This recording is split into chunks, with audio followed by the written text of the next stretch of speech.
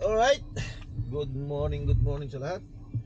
So, January 30. Ayan, coding tayo ngayon. So, mamaya tayo babiyahe siguro mamaya ng gabi. Alright, kumusta? So, ganda ng panahon, no? Malamig ang umaga. Pero kala ko ano ngayon? Akala ko Sabado ngayon. Alright, so, hindi ko na tuloy maalala kung anong araw ngayon. Alright, update tayo kay Venus. Ayan, kahapon Webes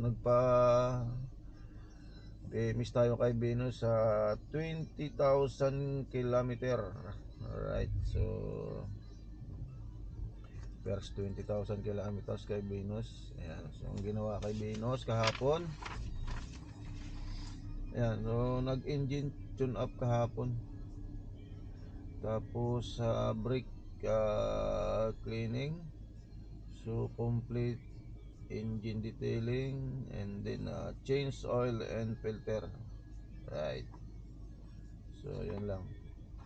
Yung tune up nila 3,390. Tapos yung injector cleaning 856. Yung brake cleaner 738. Right. So yung engine wash 892. Ayan, ang total na binayaran natin kahapon nasa 6,583.92 pesos. Alright, so mahal, di ba?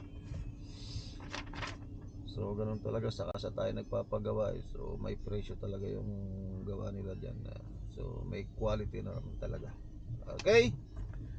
So right, bali mamaya ng hapon tayo babiyahe. Okay, kumusta na? Kala ko Sabado ngayon, kahapon Friday.